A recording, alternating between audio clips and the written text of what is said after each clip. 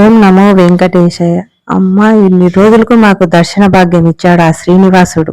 అందుకే ఆయన దర్శనం చేసుకొని వెళ్తున్నాం. తొలిమెట్టు దగ్గర దీపం వెలిగించి కాయగొట్టి మేము మొదలు పెట్టామన్నమాట ప్రయాణము.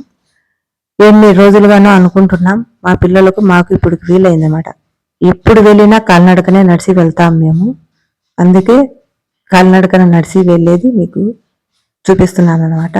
మాకు కాలినడక నడిచి వెళ్తేనే వెళ్ళినట్టు ఉంటుంది ఆయన దర్శనం చేసుకునేదానికి. ఇక్కడ శ్రీకృష్ణుని టెంపుల్, ఆయనను గోశాల అనమాట. ఆయనను వీడియో దీనిలో నేను తెలియకుండా కొంచెం వీడియో తీశాను అనమాట. దాని తర్వాత మేము స్వామి పాదాలు పెడతారనమాట ఇక్కడ, ఆయన దర్శనం చేసుకొని పోయినాం.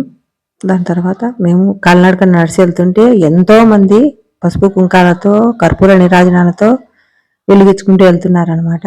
మాకు మరుసటి రోజు తెల్లారి 8 గంటలకు దర్శనానికి ఇచ్చారు. అందుకే ఎక్కడ ఎక్కువసేపు ఆగకుండా మేము వెళ్ళిపోయినాం అనమాట. ఈడ ముక్కొని 3 నామాలు దగ్గర ముక్కొని ఇంకా బయలుదేరాము. తర్వాత ఆంజనేయ స్వామి దగ్గరికి వెళ్ళి ఆయనకు కూడా 365 ఒత్తులు వెలిగించి మేము కార్తీక మాసం శుక్రవారం బయలుదేరాము.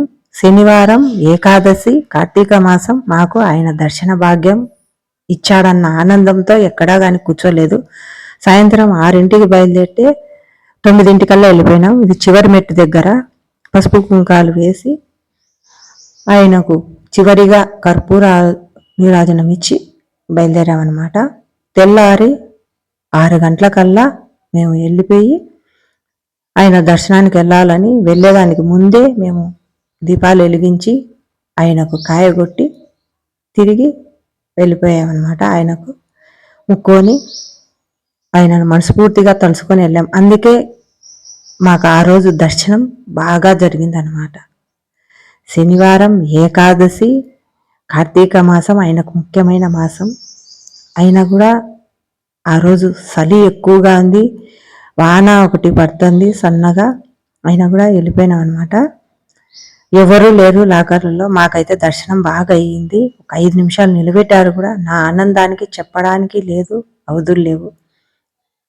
ఈ ఊరేగింపు సాయంత్రం సహస్ర దీపాలంకరణ సేవ అయిన తర్వాత స్వామిని ఊరేగింపుగా తెచ్చారనమాట. జనాలు ఎక్కడి నుంచో వచ్చారో ఏమో కానీ ఎక్కడ లేని జనాలు.